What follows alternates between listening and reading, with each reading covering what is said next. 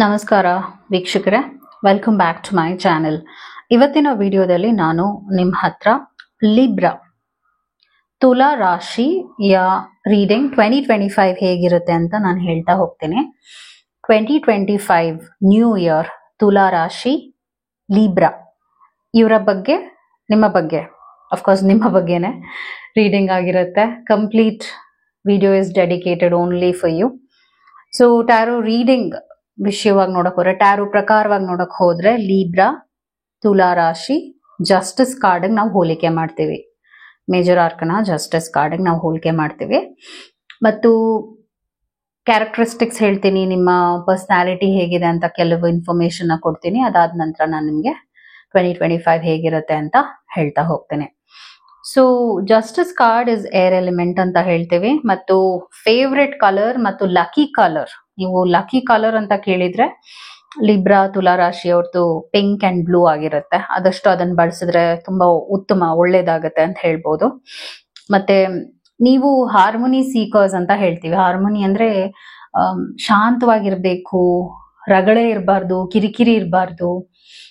Problem ಬಂದ್ರೆ ಆದಷ್ಟು ಬೇಗ ಸಾಲ್ವ್ ಮಾಡ್ಕೊಂಡು ಆರಾಮಾಗಿರ್ಬೇಕು, ಲೈಫ್ ಚೆನ್ನಾಗಿರ್ಬೇಕು ಅಂತ ಆಸೆ ಪಡುವಂಥವ್ರು ನೀವು. ಹಾಗೂ ಪೀಸ್ ಮೇಕರ್ಸ್ ಅಂತ ಹೇಳ್ತೀವಿ ಇವ್ರನ್ನ. ಪೀಸ್ ಮೇಕರ್ಸ್ ಅಂದ್ರೆ ಏನೇ ಗೊಂದಲ ಇದ್ರು, ಅಡಚಣೆಗಳು ಲೈಫ್ ನಲ್ಲಿ ಬಂದ್ರು ಕೂಡ ಅದನ್ನ ಹೇಗೆ ಶಾಂತವಾಗಿ ನಿಭಾಯಿಸ್ಕೊಂಡು ಅದನ್ನ ಸರಿ ಮಾಡ್ಕೊಳ್ಳೋದು. ಬೇಸಿಕ್ಲಿ ನೀವು ಬೆಸ್ಟ್ ಡಿಸಿಷನ್ ಮೇಕರ್ಸ್ ಆಗಿರ್ತೀರಾ, ಪ್ರಾಬ್ಲಮ್ ಸಾಲ್ವರ್ಸ್ ಕೂಡ ಆಗಿರ್ತೀರಾ. ಮತ್ತೆ ನಿಮ್ಗೆ ರೂಲ್ಸ್ ನ ಫಾಲೋ ಮಾಡೋದು, ಸತ್ಯದ ಕಡೆಗೆ ನಡೆಯೋದು ಬಹಳಷ್ಟು ಇಷ್ಟ. ಬಿಕಾಸ್ ಅದೇ ಜಸ್ಟಿಸ್ ಹೇಳ್ದಾಗೆ ಲಿಬ್ರಾ ಅಲ್ಲ. So that's how you are born to be ಅಲ್ವಾ. ಮತ್ತೆ ಇದನ್ನ ಪಾಪ್ಯುಲರ್ ಕಾರ್ಡ್ ಅಂತ ಕೂಡ ಹೇಳ್ತೀವಿ. ಯಾಕೆಂದ್ರೆ ಈ ಕಾರ್ಡ್ ಇಲ್ಲ ಅಂದ್ರೆ ಒಂದು ನ್ಯಾಯ ಎಲ್ಲರ ಲೈಫ್ ನಲ್ಲೂ ಇರಬೇಕು. ನ್ಯಾಯ, ಅನ್ಯಾಯ ವಿರುದ್ಧವಾಗಿ ಏನಿದೆ ಅದನ್ನ ನೀವು ಸ್ಟೆಪ್ಸ್ ನ ತಗೊಳ್ಳುವಂತಹ ವ್ಯಕ್ತಿ ಆಗಿದ್ದೀರಾ.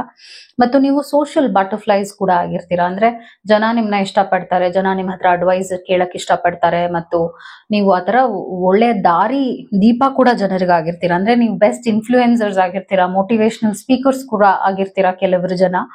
ಮತ್ತೆ ಕರ್ಮನ ನೀವು ತುಂಬಾ ನಂಬ್ತೀರಾ. ಅದರಿಂದ ನೀವು ಆದಷ್ಟು ಒಳ್ಳೇದೇ ಮಾಡೋಣ, ಬೇರೆಯವ್ರಿಗೆ ಕೆಟ್ಟದ್ ಮಾಡೋದ್ ಬೇಡ, ಕೆಟ್ಟ ಪದಗಳನ್ನ ಬಳಸೋದ್ ಬೇಡ. ಆತರ ನೀವು ನಿಮ್ ಲೈಫ್ ನ ತುಂಬಾನೇ ಒಂದು ಎಕ್ಸಾಂಪಲ್, ಬೇರೆಯವ್ರಿಗೆ ಒಂದು ಎಕ್ಸಾಂಪಲ್ ಆಗಿ ಮುಡಿಸ್ಕೊಂಡು ಹೋಗ್ತೀರಾ ನಿಮ್ ಲೈಫ್ ನ.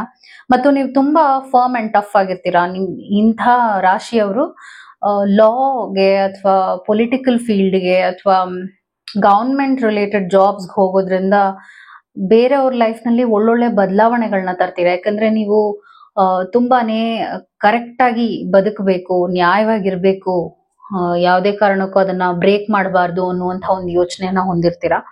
ಮತ್ತು ಕಾನ್ಫಿಡೆನ್ಸ್, ವಿಕ್ಟ್ರಿ ಎರಡೂ ನಿಮ್ಮಲ್ಲಿದೆ. ಆತ್ಮವಿಶ್ವಾಸ, ಸಕ್ಸಸ್ ಎರಡೂ ನಿಮ್ ಲೈಫ್ ನಲ್ಲಿ ಇರುತ್ತೆ. ಅದಾದ ನಂತರ ನಿಮಗೆ ಪ್ರಾಬ್ಲಮ್ ಬಂತು ಅಂದ ತಕ್ಷಣ ನೋವಲ್ಲ, ಪ್ರಾಬ್ಲಮ್ ಬಂದ ತಕ್ಷಣ ನೀವು ಆಕ್ಟಿವ್ ಆಗ್ಬಿಡ್ತೀರಾ. ಸಾಲ್ವ್ ಮಾಡಬೇಕು, ಆದಷ್ಟು ಬೇಗ ಇದರಿಂದ ಆಚೆ ಬರಬೇಕು, ಅದೇ ನಿಮ್ಮ ಗೋಲ್ ಆಗಿರುತ್ತೆ. ಒಂದಷ್ಟು ನಿಮ್ಮಲ್ಲಿರುವಂತಹ ಪ್ರಾಬ್ಲಮ್ಸ್ ಕೂಡ ಹೇಳ್ತೀನಿ, ಅದನ್ನ ಸರಿ ಮಾಡ್ಕೊಂಡ್ರೆ ಒಳ್ಳೇದು. ನೀವು ಒಂದೊಂದ್ಸಲ ತೀರಾ ಟೈಮ್ ತಗೊಂಡ್ಬಿಡ್ತೀರಾ. ಏನಾದ್ರೂ ಮಾಡ್ಬೇಕು ಅಂದ್ರೆ ಎಲ್ಲಾ ರೀತಿ ಅನಲೈಸ್ ಮಾಡ್ಬೇಕು, ನಾನು ಎಲ್ಲಾ ಸರಿ ಮಾಡ್ಬೇಕು ಅಂತ ಒಂದು ಪರ್ಫೆಕ್ಷನಿಸ್ಟ್ ಆಟಿಟ್ಯೂಡ್ಗೂ ಹೋಗ್ಬಿಡ್ತೀರಾ. ಅದನ್ನೊಂಚೂರು ನಿಮ್ಮ ಎನರ್ಜಿನ ಡ್ರೈನ್ ಮಾಡತ್ತೆ, ಸರಿ ಮಾಡ್ಕೋಬೇಕಾಗತ್ತೆ. ಮತ್ತು ಒಂದೊಂದ್ಸಲ ಡ್ರೈನ್ ಔಟ್ ಆಗ್ಬಿಡ್ತೀರಾ. ಬಿಕಾಸ್ ಎಲ್ಲಾರ ಜವಾಬ್ದಾರಿನೂ ತಗೋಬೇಕು, ಎಲ್ಲಾನು ಮಾಡ್ಬೇಕು, ಒಂಥರ ಮಲ್ಟಿ ಟಾಸ್ಕಿಂಗ್ ಮಾಡಕ್ ಹೋಗಿ ಒಂದ್ ರೀತಿಯಾದ ಸ್ಟ್ರೆಸ್ ಅನುಭವಿಸ್ತೀರಾ. ಮತ್ತು ಒಂದೊಂದ್ಸಲ ನಿಮ್ಗೆ ಜನರನ್ನ ಆಕ್ಸೆಪ್ಟ್ ಮಾಡ್ಕೊಳ್ಳೋದ್ ಕಷ್ಟ ಆಗತ್ತೆ. ಯಾಕಂದ್ರೆ ಅನ್ಯಾಯ ನೋಡಿದ್ರೆ ನಿಮ್ಗೆ ಆಗಲ್ಲ. ಎಷ್ಟೋ ಜನ ನಿಮ್ ಸುತ್ತ ಮೋಸ ಮಾಡೋದು, ಸುಳ್ಳು ಹೇಳೋದು ಮಾಡಿದ್ರೆ ನಿಮ್ಗೆ ಅವ್ರ ಹತ್ರ ಮಾತಾಡೋಕ್ಕೂ ಇಷ್ಟ ಆಗೋದಿಲ್ಲ. ಹಾಗೆ ಸಾಧಿಸ್ಬಿಡ್ತೀರಾ. ಒಂದೊಂದ್ಸಲ ಅವ್ರ ಜೊತೆ ಮಾತು ಬಿಟ್ಬಿಡೋದು, ಫಾರ್ಗಿವ್ ಮಾಡೋಕೆ ತುಂಬಾ ಕಷ್ಟ ಪಡ್ತೀರಾ ನೀವು. ಮತ್ತು ಒಂದೊಂದ್ಸಲ ನೀವು ನಿಮಗ್ ನೀವೇ ಇಂಪಾರ್ಟೆನ್ಸ್ ಕೊಡೋದಿಲ್ಲ, ಅದು ಒಂದು ಡ್ರಾಬ್ಯಾಕ್ ಇದೆ. ಅದಾದ ನಂತರ ನೀವು ಗುಡ್ ಅಬ್ಸರ್ವರ್ಸ್ ಆಗಿರ್ತೀರಾ. ಆದ್ರೆ ಒಂದೊಂದು ಟೈಮಲ್ಲಿ ನಿಮ್ಮ ಲೋಕದಲ್ಲೇ ನೀವು ಕಳೆದೋಗ್ತೀರಾ. ಸೊ ಒಂಥರ ಡ್ರೀಮ್ ವರ್ಲ್ಡ್ ಹೋದಂಗೆ ಬರೋದಕ್ಕೆ, ಅದರಿಂದ ಆಚೆ ಬರೋಕ್ಕೂ ತುಂಬಾ ಕಷ್ಟ ಪಡ್ತೀರಾ.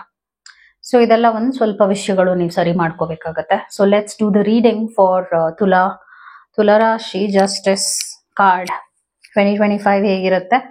ಕಂಪ್ಲೀಟ್ ಇದು ನಿಮ್ಮ ಬಗ್ಗೆನೇ ಆಗಿರುತ್ತೆ, ನಿಮ್ಮ ಲೈಫ್ ಬಗ್ಗೆ ಆಗಿರುತ್ತೆ. 2025 ಇಯರ್ ಹೇಗಿದೆ, ಏನೇನ್ ಎಕ್ಸ್ಪೆಕ್ಟ್ ಮಾಡ್ಬೋದು, ಯಾವ ರೀತಿಯಾದ ವಿಷಯಗಳು ನಿಮ್ಮ ಲೈಫ್ ನಲ್ಲಿ ನಡೆಯುತ್ತೆ ಅಂತ ನಾನು ಇವಾಗ ಹೇಳ್ತಾ ಹೋಗ್ತೇನೆ. ಮತ್ತು ಮೆಸೇಜಸ್ ಏನಿದೆ ಯೂನಿವರ್ಸ್ ಇಂದ ನಿಮಗೆ, what are the messages for you? Universe ಇಂದ ಏನ್ ಮೆಸೇಜ್ ಇದೆ ನಿಮಗೆ?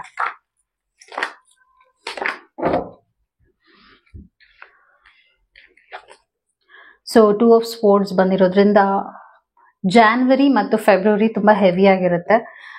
ಆದಷ್ಟು ಇಂಪಾರ್ಟೆಂಟ್ ಡಿಸಿಷನ್ಸ್ ತಗೊಳ್ಳೋದಾಗಿರ್ಬೋದು, ಅಥವಾ ಏನೋ ಮಾಡ್ಬಿಡ್ತೀನಿ ಆ ಥರ ಒಂದು ಆತರ ಮಾಡುವಂಥದ್ದು ಬೇಡ. ಯಾಕಂದ್ರೆ ಅಡಚಣೆಗಳು ಬರುತ್ತೆ. ನಿಮ್ಮ ಡಿಸಿಷನ್ಸೇ ನೀವು ಒಂದು ಹೊರೆ ಆಗಬಹುದು, ಪ್ರಾಬ್ಲಮ್ ಆಗಬಹುದು. ಅದರಿಂದ ಸ್ವಲ್ಪ ಪಾಸ್ ಅಲ್ಲಿ ಇರೋದೇ ಬೆಟರ್ ಅಂತ ಹೇಳ್ತೀನಿ. ಆತರದಲ್ಲಿ ಏನೋ ಮಾಡಕ್ಕೂ ಹೋಗ್ಬೇಡಿ 2 ತಿಂಗಳು, ಜಾನ್ವರಿ ಅಂಡ್ ಫೆಬ್ರವರಿ. ಯಾಕಂದ್ರೆ ಪ್ರಾಬ್ಲಮ್ಸ್ ನೀವು ಸ್ಟಕ್ ಆಗಬಹುದು ಅಥವಾ ಪ್ರಾಬ್ಲಮ್ಸ್ ನ ಕೊಂಡ್ಕೋಬಹುದು ಅಂತ ಹೇಳ್ತಾ ಇದ್ದೀನಿ. 10 ಆಫ್ ಪೆಂಟಿಕಲ್ಸ್ ಬಂದಿರೋದ್ರಿಂದ this is again a good sign.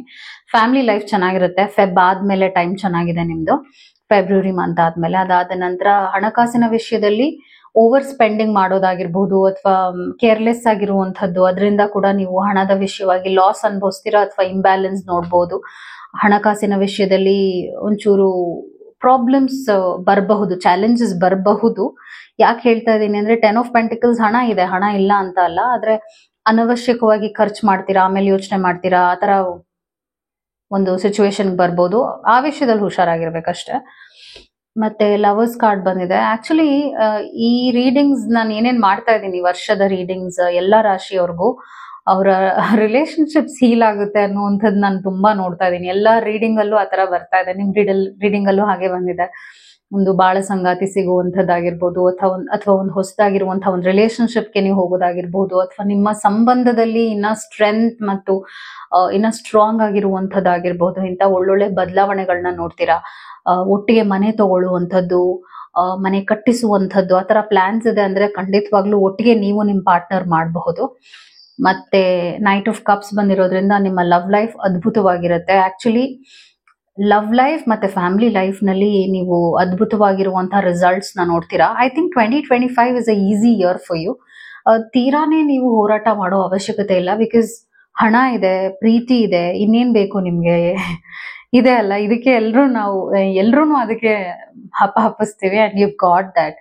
ಹಣನೂ ಇದೆ, ಪ್ರೀತಿನೂ ಇದೆ, ವಿಶ್ವಾಸನೂ ಇದೆ ಜನರದು, ಫ್ಯಾಮಿಲಿ ಸಪೋರ್ಟ್ ಇದೆ, ಫ್ಯಾಮಿಲಿ ಜೊತೆ ಟ್ರಾವೆಲ್ ನೋಡ್ತಾ ಇದ್ದೀನಿ. ಮತ್ತು ಆಸ್ ಐ ಸೆಡ್, ಒಂದು ದೊಡ್ಡದಾಗಿರುವಂತ ಪ್ರಾಜೆಕ್ಟ್ಗೆ ನಿಮ್ಮ ಫ್ಯಾಮಿಲಿ ಕೈ ಹಾಕ್ಬೋದು. ನೀವು ನಿಮ್ಮ ಫ್ಯಾಮಿಲಿ, ಮೇ ಬಿ ನೀವು ನಿಮ್ಮ ಫ್ಯಾಮಿಲಿ ಒಟ್ಟಿಗೆ ಮನೆ ತಗೊಳ್ಳೋದು, ಒಟ್ಟಿಗೆ ಒಂದು ಫ್ಲಾಟ್ ತಗೊಳ್ಳುವಂಥದ್ದು, ಅಥವಾ ಒಟ್ಟಿಗೆ ಸೈಟ್ಗೆ ಅಥವಾ ಬಿಸ್ನೆಸ್ಗೆ ಹಣ ಹಾಕುವಂಥದ್ದು. ಆ ಥರ ನೀವು ಒಬ್ಬರೇ ಮಾಡೋದಿಲ್ಲ. ಕೆಲವು ಜನ, ನೀವು ನಂಬುವಂತ ಜನರ ಜೊತೆ ಏನೋ ಒಂದು ಪ್ರಾಜೆಕ್ಟ್ ನ 2025 ನಲ್ಲಿ ಶುರು ಮಾಡ್ತೀರಾ. ಅದು ಒಳ್ಳೇದೇ ಆಗುತ್ತೆ, ಒಳ್ಳೆ ರಿಸಲ್ಟ್ಸ್ ಬರುತ್ತೆ ಅದು. ಮತ್ತು ದೈವದಿಂದ ಮೆಸೇಜಸ್ ಏನಾಗಿದೆ ಅಂತ ಕೂಡ ಹೇಳ್ತೀನಿ. ಚೇಂಜ್ ಡೈರೆಕ್ಷನ್ ಅಂತ ಬರ್ತಾ ಇದೆ. Know that healing sometimes depends on the strength, willingness and ability to change directions. So ನೀವು ಒಂದೊಂದ್ಸಲ ನೀವು ಏನ್ ಮಾಡ್ತಾ ಇದ್ದೀರಾ ಅದನ್ನೇ ಮಾಡ್ಕೊಂಡು ಹೋಗ್ತೀರಾ. ಅದೇ ಚೆನ್ನಾಗಿದೆ, ಯಾಕೆಪ್ಪ ರಿಸ್ಕ್ ತಗೋಬೇಕು ಅಂತ. 2025 ಇಯರ್ ರಿಸ್ಕ್ ತಗೊಳ್ಳುವಂತಹ ಇಯರ್ ಕೂಡ ಆಗಿದೆ ನಿಮ್ಗೆ. ಹೊಸದಾಗಿರುವಂತಹ ಕೆಲಸಗಳಿಗೆ ನೀವು ಮನಸ್ಸಿಟ್ಟು ಕೈ ಹಾಕಿ ಅದರಲ್ಲಿ ನೀವು ಯಶಸ್ಸನ್ನ ನೋಡ್ತೀರಾ. ಅದಾದ ನಂತರ ನೋಟಿಸ್ ದ ಸ್ಪೆಷಲ್ ಪರ್ಸನ್ ಬರ್ತಾ ಇದೆ. ನಿಮ್ ರಿಲೇಶನ್ಶಿಪ್ಸ್ ತುಂಬಾ ಚೆನ್ನಾಗಿರುತ್ತೆ 2025 ಇಯರ್. ಜಗಳ, ಪ್ರಾಬ್ಲಮ್ಸ್, ಕೋಪತಾಪಗಳು, ಮಾತು ಬಿಡುವಂಥದ್ದು ಅಥವಾ ರಿಲೇಶನ್ಶಿಪ್ಸ್ ಬ್ರೇಕ್ ಆಗುವಂಥದ್ದು, ಆ ಥರದ್ದು ನಾನು ಏನೂ ನೋಡ್ತಾ ಇಲ್ಲ.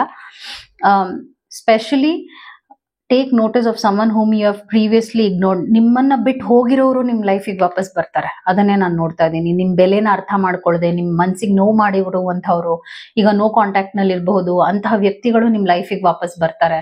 ನಿಮ್ಮ ವ್ಯಾಲ್ಯೂನ ಅರ್ಥ ಮಾಡ್ಕೊಂಡು ವಾಪಸ್ ಬರ್ತಾರೆ ಅಂತ ನಾನು ನೋಡ್ತಾ ಇದ್ದೀನಿ.